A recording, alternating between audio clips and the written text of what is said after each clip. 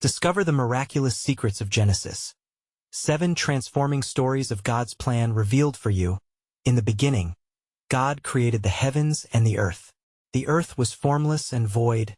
Darkness was upon the face of the deep, and the Spirit of God moved upon the face of the waters. It was in this great void, a silence pregnant with potential, that the Creator's voice broke forth, resonating through the cosmos, calling forth light from darkness. "Let there be light," he exclaimed, and light pierced the darkness, a magnificent testimony to his divine authority and artistic intent. Sparks of stars ignited in the heavens, planets spun into existence, and the earth began to take shape, adorned with mountains, rivers, and fertile valleys. This emerging world became a garden lush and vibrant. Amidst this splendor, God formed Adam from the dust of the ground, breathing into his nostrils the breath of life. Adam awoke, his eyes fluttering open like petals in spring, beholding the vivid colors of the garden, where trees burst with delicious fruits and flowers danced in joyful hues, each one a reflection of divine artistry as the sun began its descent. Casting a warm golden hue across the landscape, God strolled through the garden in the cool of the evening. Adam walked beside him, engaged in profound conversations about creation, purpose, and the essence of life itself. Yet within this paradise thrummed a quiet tension. God had given Adam a command, a single tree to abstain from, the tree of the knowledge of good and evil, a moral dilemma that hung in the air like a thick mist. Despite the garden's intimate goodness, the freedom of choice loomed heavily in Adam's heart. From Adam's side, God created Eve, a companion to share in the wonder of creation. They explored the garden together, their laughter melding with the rustle of leaves, as they learned to name the creatures that wandered among them. But lurking beneath the tranquility was an adversary, a serpent, cunning and beguiling, poised to challenge the divine boundaries established by the Creator. Did God really say you must not eat from any tree in the garden? The serpent hissed, his voice laced with honeyed seduction, coaxing Eve closer to the edge of disobedience. Adam stood nearby, his silence like a heavy cloak wrapped around him. The sacred bond of trust began to fray as Eve reached for the forbidden fruit. Tension thickened the air, the first breath of disobedience. Once tasted, knowledge flooded their minds, awakening awareness but ushering in guilt's shadow. They hid among the trees, feeling the chill of separation from their Creator. The weight of their choice hung heavily upon them. Death and despair seeped into their souls, forging a chasm of sin between themselves and God. Yet, even in their shame, God came seeking. "Where are you?" His voice rumbled through the garden, not with anger, but with yearning. Burdened and cloaked in fig leaves, Adam stepped forth, and they faced the weight of judgment, intertwined with hope. "I will put enmity between you and the woman," God declared, planting the promise of redemption amidst their failure, a future hope that would echo through the ages. Before we continue with this incredible biblical account, I want to make sure you don't miss any of these powerful scripture stories. Click the bell icon and select all notifications. These biblical narratives have transformed countless lives throughout history. If God's word through this story is blessing you, please like and share with someone who needs to hear about God's faithfulness today. Tell me in the comments, which biblical story has most impacted your faith journey? I'm always amazed how God's word speaks to hearts across generations. Now let's continue with what the Lord did next. Creation, now marred by sin, begins a new chapter marked by a promise of restoration that looms large on the horizon, whispering of God's relentless pursuit of his creation. In this moment, the stage is set for a story of grace and redemption, where the weight of choice stands in stark contrast to the unfathomable depths of divine mercy. The garden, both familiar and forever changed, awaits Adam and Eve's response to the covenant of hope now unveiled. "And the Lord God spoke again to Adam and Eve, saying, Because you have disobeyed me, the ground is now cursed because of you. In toil you shall eat of it all the days of your life." The very soil that had birthed life and sustenance would now yield thorns and thistles, a reminder of their broken covenant. The weight of consequence fell heavily upon their hearts like a thick shroud. Adam looked upon the ground, his hands trembling, as he felt the weight of his choice finally settle into his very being. He understood that he would now have to toil with sweat upon his brow to produce food from the earth. Eve, too, felt the sting of their disobedience. In pain you shall bring forth children, God pronounced, and your desire shall be for your husband, and he shall rule over you. Yet, amidst the pronouncements of judgment, a flicker of grace lingered in the air. God, in his infinite wisdom, had not forgotten his creation. The promise of enmity between the serpent and the woman, and between their offspring, echoed in their hearts a promise of a Redeemer who would come to crush the serpent's head. As Adam and Eve stood together, the realization of their nakedness returned with overwhelming weight, and they knew they must be clothed. Tenderly, God made garments of skin for Adam and Eve, clothing them not only in the protection of creation but in the love that would cover their shame. He remarked, "For you are dust, and to dust you shall return." Yet his gift of garments spoke of his deep compassion even in their darkest moment. In the days that followed, Adam named his wife Eve, for she would become the mother of all living. Together, they began their new existence, filled with trials yet shaded by the promises whispered within their hearts. Each day, they would work the ground, their hands dusty, their backs bent, but through the toil, they spoke of the hope to come. In the evenings, they would share stories of the garden, of the peace that once was, and their Creator who sought them with love. But the serpent watched, delighting in the fracture of the divine relationship. He moved among the dust and shadows, sowing seeds of despair. What now could they hope for? He taunted, his voice like a cold breeze slithering through the trees. Will the promise of redemption truly arise from the ashes of their failure? Yet the heart of the first couple beat with the knowledge of God's love still. They met in prayer, seeking the face of their Creator, longing for reconciliation. One day, as they worked, Eve felt the stirrings of new life within her. Hope flooded her weary heart. A child would come, a fulfillment of the promise, a new beginning, a chance for restoration.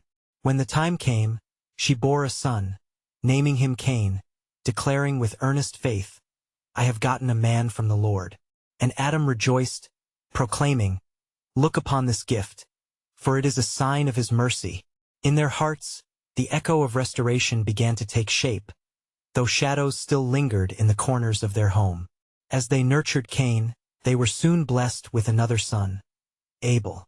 Brothers born of grace and struggle, representing the dual paths of the human spirit, the way of faith and the path of rebellion. But threads of darkness began to weave through their lives as Cain, in jealousy, grew embittered, overshadowed by the promise they had been given. It was a new stage of testing and faith that awaited them. Little did they know how God's sovereign plan would unfold, a plan that would change the course of humanity. For as darkness encroached, light was already shining in the distance, wrapping around the frail hearts of mankind, silently whispering, "Redemption is drawing near." And in the course of time, as the seasons turned and the sun rose and set upon the toil of Adam and Eve, their hearts bore witness to a growing tension. Cain, the elder of their sons, tended the soil, bringing forth produce from the cursed ground. Abel, the younger, watched over the flock with a heart that sought to please the Lord. The offering days arrived, a time established for the presentation of gifts unto the Creator. With eager hands, each brother prepared his sacrifice. Cain gathered the fruits of the earth, his harvest abundant yet born of heavy labor. Abel, in his innocence, took the firstborn of his flock, a lamb without blemish, a foreshadowing of the ultimate sacrifice. And it came to pass that Abel's offering was accepted by the Lord, a divine fire consuming what was placed upon the altar. But Cain's offering fell short, like a shadow against the brightness of dawn, for the Lord did not regard his sacrifice. An ache of rejection pierced Cain's heart, and jealousy took root, blooming into a vile determination. In that moment, the voice of the Lord came to Cain, gentle yet firm, saying, "Why are you angry, and why has your countenance fallen? If you do well, shall you not be accepted? But if you do not do well, sin lies at the door, and its desire is for you, but you should rule over it." Cain's heart, however, had turned to darkness, and he coveted the favor that had been bestowed upon his brother. His mind, consumed by jealousy, twisted the purest of relationships into treachery. as brothers once bound by love now stood on fragile ground. One day, when the fields lay quiet and the sun cast long shadows over the earth, Cain lured Abel into the field under the pretense of brotherly affection. "Come, let us speak," he beckoned with feigned warmth. But when they were alone, the bitterness of his heart against God's chosen crept forth, and in a moment of rage, Cain struck his brother down upon the ground. As Abel's lifeless form lay still, the heavens trembled, and the ground which had received the sacrifice now swallowed the innocent blood of the righteous one. The lament of creation echoed as the Lord spoke again, addressing Cain's transgression. "Where is Abel your brother?" he inquired. "I do not know," Cain replied defiantly. "Am I my brother's keeper?" Then the Lord revealed the severity of his sin, saying, "What have you done? The voice of your brother's blood cries out to me from the ground." Cain's eyes widened in realization of his grievous error, and panic overcame him. The punishment would bear heavy upon his shoulders, for he was to become a fugitive and a wanderer upon the earth. In the midst of this judgment, a crack of divine mercy appeared. The Lord marked Cain, ensuring that no one would slay him, a reminder that even in judgment, there is a thread of grace woven through the fabric of creation. As Adam and Eve grieved for Abel, yet another ache entered their hearts as they beheld the fracturing of their family. The land which they had labored upon now echoed their loss, yet within the depths of despair lay a faint whisper of hope. For God, in his sovereign plan, had promised that from the seed of the woman, a Redeemer would rise. Thus, in the midst of pain and sorrow, Eve would bear another son, Seth, a gift from the Lord to renew the hope that flickered dimly but did not extinguish. For the cycle of redemption was beginning to unfold, a plan painstakingly crafted by the hands of the Almighty. As they named Seth, they felt anew the stirring of life and promise. "For God has appointed another seed for me instead of Abel, whom Cain killed," Eve exclaimed, heralding the miracle of God's continued favor. And so the tale of humanity's struggle and God's immense grace continued, leading them towards an unimaginable future, one that was still shrouded in mystery. With hearts both heavy and hopeful, Adam and Eve began to see that through every shadow, God's light would guide their path forward. For unknown to them, a greater battle was looming beyond the horizon, a cosmic clash where the seed of the serpent and the seed of the woman would come to fulfillment. Will you behold what is yet to come? Redemption is drawing near.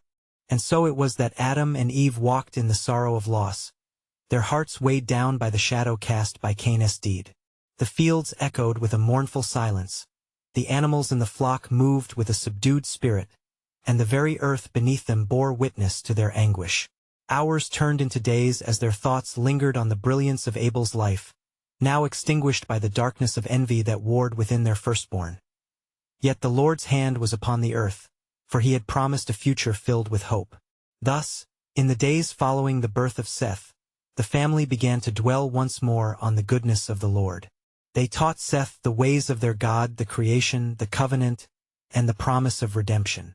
As they instructed their son, the whispers of God's love echoed within their hearts. They prayed for guidance, and in their spirits, they felt the stirrings of impending transformation. Adam spoke to Eve with the solemnity of one who carried a divine message. "We must offer our thanks to the Almighty," he urged. "Let us present our sacrifices and seek his favor." And it was so that on the appointed day, they gathered around an altar built of earth and stone, a testament to their devotion. Adam, with trembling hands, selected a fruit from the tree that had once yielded the forbidden. He offered it with a sincere heart, asking for mercy and grace. Eve, beside him, brought forth the best from her field, seeking the Lord with humility and regret for the past. As the smoke of their offering lifted toward the heavens, the Lord's presence descended upon them once more. They felt the warmth of divine acceptance enveloping their weary souls. The Lord's voice whispered through the rustling leaves, "I have seen your offerings, and they are pleasing in my sight. For I am with you. I will never forsake the works of my hands." In that moment, a fire ignited within them, a resolve to turn away from despair and embrace the promise of the future. Eve beheld Seth, her heart both solemn and hopeful, for she recognized in him the fulfillment of God's word. "The Lord has appointed a seed," she rejoiced, "and through him, our lineage shall carry forth the light that shines in the darkness. Yet unbeknownst to them, the struggle was far from over. Cain, now a wanderer, settled in the land of Nod, east of Eden, drawn towards the shadows of despair that mirrored his own heart. Though marked for protection, he was tormented by the weight of his sin, his very soul a battleground between regret and the longing for redemption. And as he toiled in the earth, his own offerings brought forth no fruit, a bitter reminder of the favor he had lost. He cried out to the Lord, "Will you not hear me?" Yet in his rebellion, he turned further from the light, crafting a life away from the grace of God, believing he had forged his own path and the echo of his cries. The Lord observed the unfolding darkness and the rift between brothers, and his heart yearned for his creation. Thus he pondered his design, the intricate weave of destiny that still lay ahead, how Cain would become a warning for future generations, and how Seth would enable the faithful remnant to rise. Behold, the Lord declared, "For the seed of the woman shall crush the serpent's head, and though darkness looms, my purpose shall prevail. Through Seth, the line of promise shall be preserved. You, O earth, shall witness the greater story, the clash of light and darkness, of life and death." And so, the unfolding of God's sovereign plan remained shrouded in mystery, for in every shadow of despair, radiant hope stitched the fabric of salvation, and the distant dawn began to break upon creation's sorrowful heart. Would Adam and Eve discern the whispers of eternity amidst their grief? Only time would reveal the next chapter in this divine narrative of redemption. As the days turned to months, Adam and Eve nurtured Seth, guiding his young heart in the ways of the Lord. They shared tales of creation, of the garden's splendor, and of the heartbreaking choice that had severed their communion with the Most High. In their whispered prayers, they sought forgiveness and keenly envisioned a future where the shadows of past sins might be eclipsed by grace. Seth grew, embodying the hope bestowed upon him.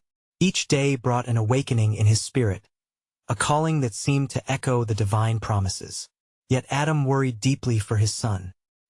He felt the heaviness of history upon him, a foreboding that the darkness which had ensnared Cain could again rise to snuff out the light. Meanwhile, in the land of Nod, Cain wandered listlessly, struggling with the inherent need for acceptance that tugged at his soul. His heart, racked with grief and isolation, ached for the warmth of his family. Longing for acknowledgement, he began to walk the desolate paths of bitterness, constructing a settlement where none had welcomed him before. There he built a city, naming it Enoch after his son. Yet its walls spoke no love, only the echoes of his rebellion and his solitude. Cain took to shaping new offerings, fruit of his labor that bore no acknowledgement of the God he had forsaken. Each time he presented his gifts, he felt a profound emptiness, an absence of the fire that once burned in his heart, for the Lord had not sent his blessing. In a moment of despair, he called out, "O Lord, my burden is great. Will your grace not echo even to me?" Yet the shadows only deepened, and he was met with silence. The darkness, it seemed, was both his gilded cage and his bitter prison. Far from such depths, Adam and Eve, in their commitment to honor the Lord, continued their daily offerings. Together, they laid their hearts bare, imploring the Almighty to restore what was lost. The smoke of their sacrifices curled upward, and as it did, the presence of the Lord drew near. "Your faithfulness in the face of sorrow is pleasing," the Lord spoke to them, his voice like the gentle breeze. "A new generation shall arise from your lineage, and through them, I shall weave the fabric of redemption. You will not be alone, for a remnant of hope shall flourish upon the earth." Encouraged by the divine assurance, Adam and Eve rejoiced, knowing that the story was unfolding as the Lord had designed. They spoke words of promise to Seth, instructing him, "You shall call upon the name of the Lord, and he shall be your guide. In you, the light shall shine." The earth began to feel the tremors of change. Seth, filled with the Spirit, prayed fervently, and the whispers of the heavens returned to him. "O Lord, bring forth the seed of hope. Guard our lineage against the encroaching darkness." And in the very heart of the land of Nod, unbeknownst to Cain, the ripples of restoration took shape. The Lord, in his infinite wisdom, was orchestrating a plan wherein even Cain's sorrow would lead to a powerful testimony, a warning against sin, and a beacon of mercy. As the sun dipped below the horizon, a shadow danced across the land, murmuring secrets yet to be revealed. What would become of Cain? Would the chain of despair be broken? Or would his legacy be condemned to echo through generations? The future lay shrouded in divine mystery, and as night fell, the stars above twinkled with the promise of a new dawn. The unfolding of God's sovereign plan continued, and the earth held its breath, awaiting the revelation of his greater purpose, an intricate tapestry woven through trials and triumphs, where the seed would indeed crush the serpent's head. And it came to pass that Seth entered into the prime of his youth, his spirit alight with the knowledge of the Lord. Each morning, he arose with songs of praise upon his lips, seeking the face of God early in the day. Adam and Eve, now seasoned by their trials, observed with joy how their son flourished, for it was clear the hand of the Lord rested upon him. As days rolled into years, the lineage of Adam began to expand. Seth took a wife, Ada, and together they bore children, their laughter ringing through the valleys and hills, a sweet sound to the ears of their parents. They instructed their offspring in the path of righteousness, teaching them the prayer of their forefathers, invoking the name of the Lord in all things. But in the land of Nod, Cain's anguish only deepened with time. Unbeknownst to his family, the turmoil within him brewed like a tempest. Often he wandered to the edges of his city, gazing toward the horizon, where memories of Eden and the presence of God seemed to taunt him. The weight of his crime pressed heavy upon his soul, and he cried unto the darkness, "What solace can I find, O Lord? For I have severed my own heart from thy grace." Yet amid his lament, the earth gave birth to more men. Ability, a son of Cain, became a mighty hunter, and through him, the strength of rebellion was passed to another generation. Together with the offspring of Seth, these were the beginnings of kingdoms, each party unaware of the eternal battle that waged between light and darkness. The descendants of Seth grew mighty in faith, calling upon the name of the Lord day and night, as their worship cast aside the dread that loomed from Nod. They crafted tools for farming and adorned their gatherings with songs of thanksgiving. But as the years passed, a chilling whisper drifted from the east, and with it, the shadow of temptation began to weave its way into their hearts. One evening, as Seth prayed under the twilight sky, a vision unfurled before him. A figure cloaked in glory appeared, and with a voice that thundered yet soothed, said, "The hearts of men will enter into temptation. There will come a time when evil seeks to overshadow the light. But take heart, for I am preparing a way of escape.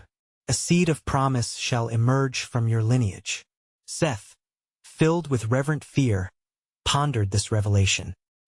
He grasped the significance of the words given, understanding that though darkness loomed, the tapestry of redemption was being woven even now. He gathered his family, instructing them, "Let us walk circumspectly, for our adversary roams as a roaring lion, seeking whom he may devour. Stand firm, for in this faith we shall endure." At the same time, Cain, standing on the outskirts of his own despair, felt a stirring deep within. He looked upon the children of Seth with a longing mixed with bitterness.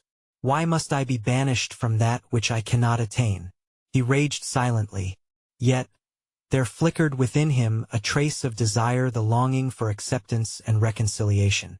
Could it be that through remnants of his own lineage, he might find a way back to the grace he once knew? The air thickened with expectancy throughout the land, as whispers carried tales of the unfolding destiny, which would break the curse and lead humanity toward redemption. But who among them would bear the weight of such glory? As nations began to rise, so too did the specters of despair, entwining lives that would soon echo through the annals of history. And thus, the night became a canvas for the stars, each one holding the truth of God as sovereign intent. The stage was being set, not only for the long-awaited promise but for the very trial that would test the hearts of all mankind. The future was uncertain, but what was clear was this: the plan of the Almighty was in motion, and his ways, though hidden, would undeniably draw his people nearer to him toward the day of reckoning and divine revelation yet to unfold. And it came to pass in those days that Seth and Ada bore a son, whom they named Enosh. With great joy, They wrapped the child in swaddling clothes, and as they beheld his innocent face, they knew in their hearts he was a gift from God. Enosh grew under the nurturing hands of his parents, and with each passing year, his spirit turned towards the heavens, becoming a vessel through which the family called upon the Lord in the time of Enosh. The people began to meet in gatherings to offer prayers and thanksgiving, rising early in the morning and lifting their voices with songs as sweet as honey.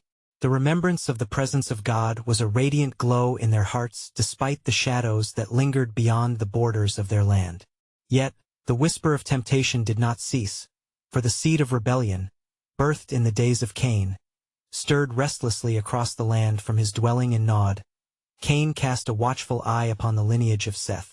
His heart felt a tumultuous blend of rage and yearning. Could there be a path back to grace? He pondered as the weight of his sin pressed him deeper into despair. In his mind echoed the chilling words spoken to him by the Lord, "You shall be a fugitive and a wanderer."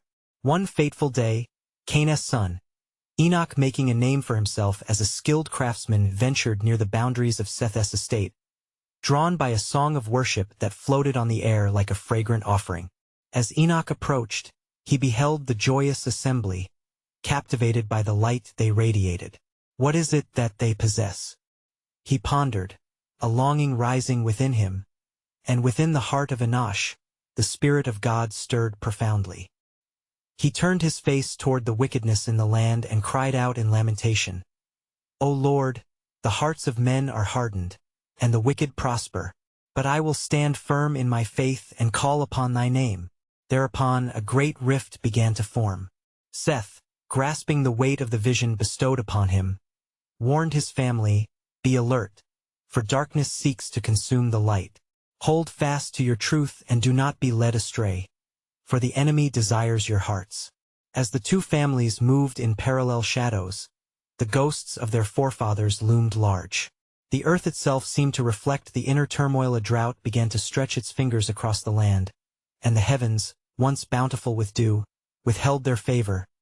The faithful of Seth gathered to pray for mercy, lifting their voices like incense, confident that God would hear.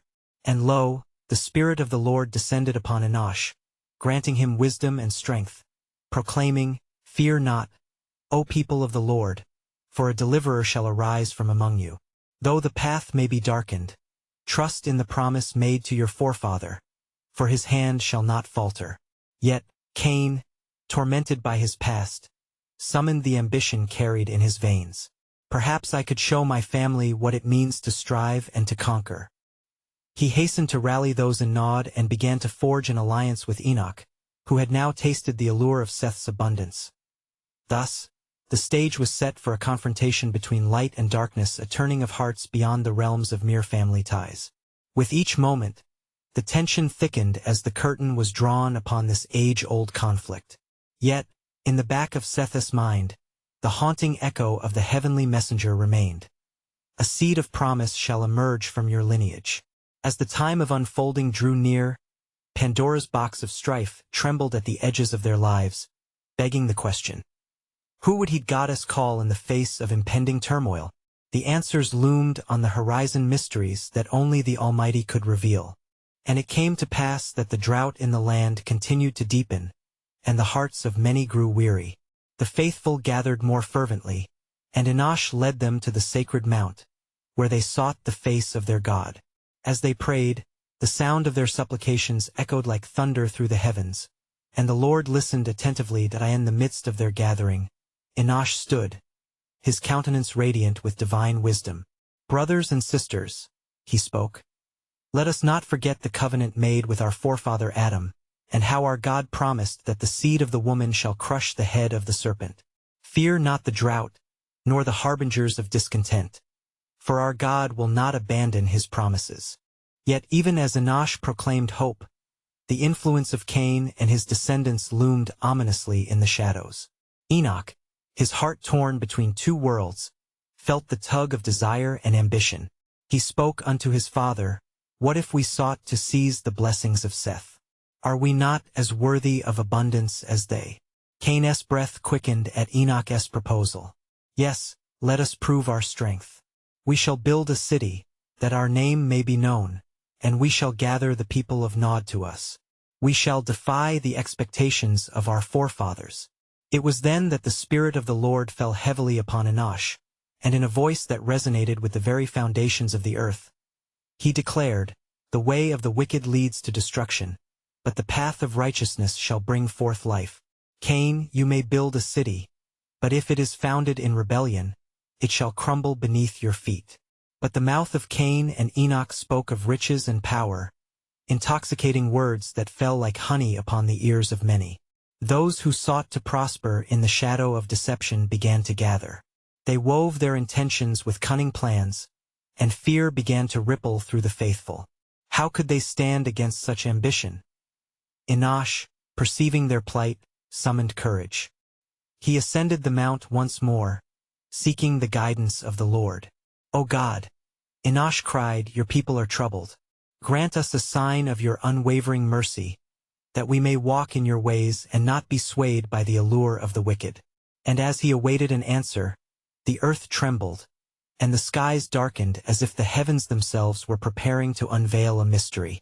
Thunder rolled, and a voice spoke in the midst of the storm, saying, "Behold, I am with you, Enosh.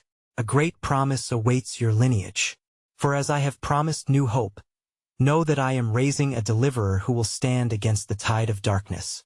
Elated yet burdened by the weight of such revelation, Enosh descended the mountain.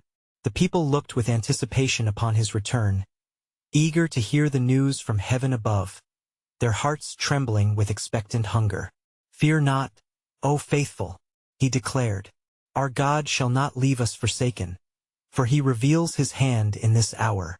Stand firm in the truth, for the deliverance of the Lord is at hand." Yet, in the midst of this reawakening faith, the gathering storm of discontent and rebellion swirled under the surface, waiting for the opportune moment to erupt. Enoch looked upon the assembly of Seth with disdain but masked it with feigned admiration, as the desire for power began to entwine itself deeper into his heart. And it was foretold that the turning point was near, the clash of destinies unspooling before them like a scroll yet unsealed. The faithful and the fallen stood poised upon the precipice of a profound revelation, each heart beating in rhythm with the sovereign narrative penned by the Creator. But who would be the ones to heed his call amidst the shadows? What unimaginable turning of events loomed on the horizon? Only time would unveil Goddess' master plan, a tapestry woven with threads of hope and despair, awaiting the next stroke of the divine's hand. And it came to pass on the morrow that the spirit of the people stirred with hope and trepidation. Enosh summoned the faithful to assemble once more at the sacred mount, where their voices would rise to the heavens like incense. The air was thick with anticipation, and the earth beneath their feet trembled in response to the weight of their prayers. "Brothers and sisters," Enosh proclaimed, lifting his voice above the murmurs of the crowd, "the Lord has declared a promise. He is not blind to our suffering, nor will he remain silent before the wickedness that encircles us. The deliverer he has promised is near, and though darkness seeks to consume the land, the light shall break through like the dawn." But among the assembly, the eyes of Enoch shone with a burning desire, not for divine deliverance but for dominion. What is this talk of a deliverer? He mused to himself, his heart racing with ambition. Shall we not seize what is rightfully ours? Shall we not forge our own destiny? His thoughts, however, did not remain hidden for long, for Cain, his father, felt the stirring of rebellion in his son's heart. "O Enoch," Cain whispered, his voice laden with conspiratorial tones, "join me in my vision. We shall build a city, yes, a bastion of power and glory, to rival even the heavens. The seed of Seth shall not be the only line blessed by the Almighty. Seek with me, and we shall have all that we desire." But unknown to them, disaster loomed in their deliberations. As Enosh continued to rally the faithful, he felt a quiet urgency within him, a warning that the soil of ambition could bear bitter fruit. "Pray," he urged his congregation, "for it is only through prayer that we will be fortified. The days ahead shall test our faith, but take heart. The Lord shall be our refuge." And as they knelt, the Spirit fell upon them anew. The faithful clasped hands, their voices united, rising to the heavens. The sound was like thunder, shaking the very foundations of the earth. "O Lord, hear our prayer," they cried. "Lead us in the paths of righteousness. Save us from the temptation to stray." Then the Lord, in his merciful grace, observed their hearts, for he knew the desires within each one. Turning to Enosh, he spoke once more amidst the cacophony of prayer. "Tell them, Enosh, that I am raising a mightier than the one who seeks power for himself. He will bear the weight of the nations upon his shoulders, and through him a new covenant will flourish." The faithful stood awestruck as Enosh relayed the word of the Lord. Joy illuminated their faces, yet tensions simmered in the hearts of those drawn to Cain's rebellion. Enoch, stewing in his ambition, plotted in darkness. What if, rather than wait upon a deliverer, he mused, we take the covenant by force? What if we become that which we seek? Unbeknownst to them, the cresting waves of conflict approached, swirling with urgency and dread. As Enosh spoke of hope, the very ground beneath the faithless began to shift. Signs of divine displeasure loomed. The promise of a deliverer grounded in righteousness would challenge the very foundation of Cain's ambition. Thus began the brewing storm, a clash of destinies intertwined, a testament of faith against the tides of ambition. Who would remain steadfast in their resolve to uphold the divine covenant? The faithful thrived in expectation, while the unfaithful plotted their ascent.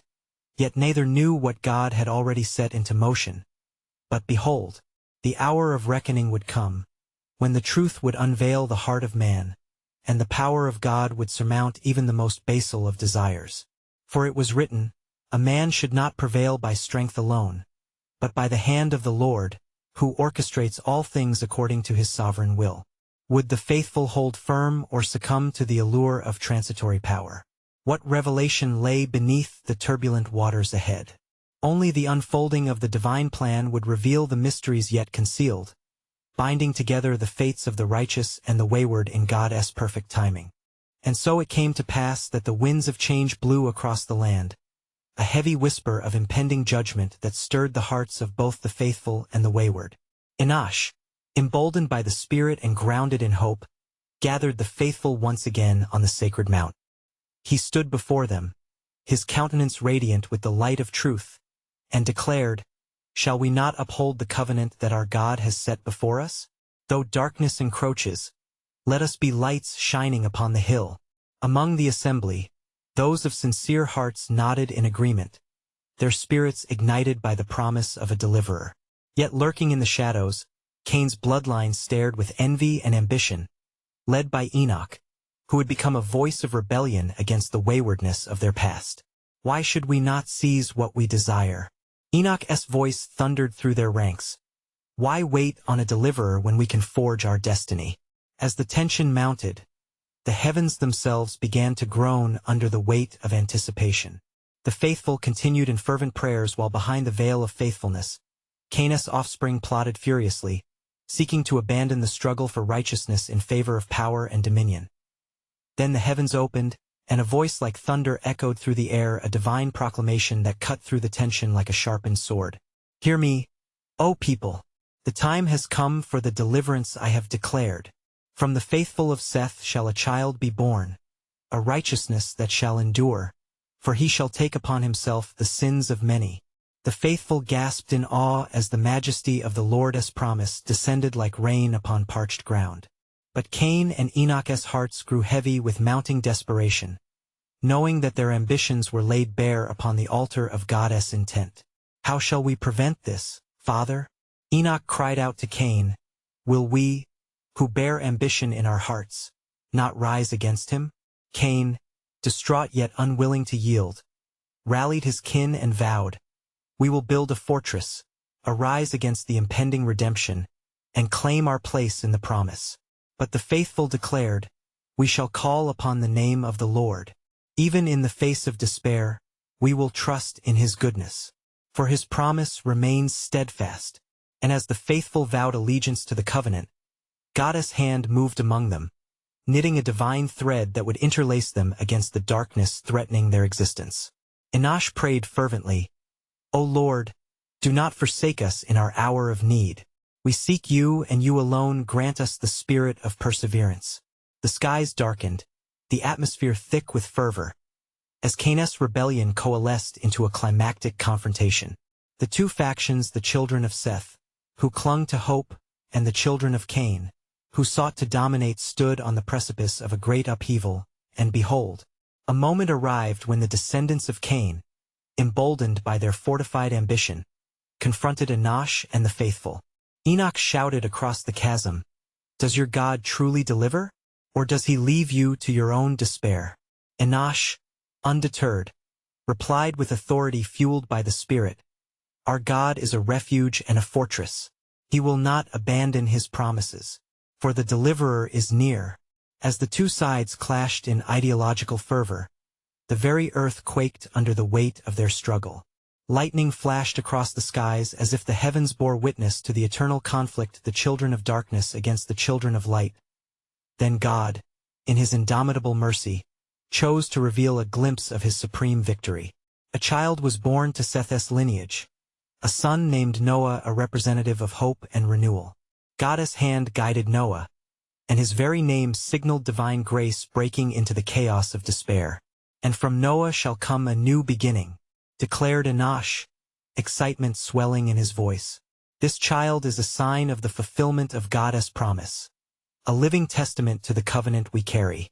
The faithful roared their approval, and the children of Cain recoiled, for they sensed the tides shifting. "What shall we do?" Enoch cried. "How shall we wield our strength against the heirs of such divine favor?" And it was then, in their desperation, that the first seeds of doubt began to root, and the growing darkness flickered under the weight of hope. The faithful, witnessing the birth of Noah, proclaimed with jubilant hearts, "For the promise remains. The seed shall emerge in triumph." Yet, the legacy of Cain could not resist bearing its fangs, as jealousy ignited once more, promising a continuous cycle of conflict. But as God observed the unfolding events, his divine plan remained unwavering, a tapestry woven with divine grace and threads of human frailty, and this profound imagery of God's sovereignty. The final stitch drew nearer as Noah, the harbinger of a new age, grew in wisdom and presence. His heart, full of righteous conviction, stirred the faithful and attracted those who had wandered from the light. "Take heart, and let us follow the path of our forefathers," Noah declared, shaping a lineage rooted in hope, "for we need not fear darkness. We walk in the promise of redemption. God shall fold our pain into his plan and lead us to safety." And so it was that the line of Seth flourished under Noah's leadership, fanning the flames of divine expectation as generations gathered with one voice to proclaim, "The seed of promise draws near." At last, the stage was set, and the heavens rejoiced in faithful anticipation as the curtain rose upon a new act in God's redemptive narrative, a narrative where hope would again arise, rescue from despair, and the eternal love of God would reign supreme over every heart. Friends, this is the moment to act.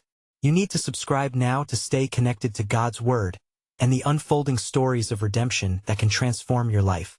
Leave a like now to help spread God's eternal truth through the algorithm, reaching those desperately seeking hope. Comment below with your spiritual reflections. How has this incredible story impacted your faith? And do not wait even one more second. Share this powerful testimony with at least 5 friends who need to hear God's truth.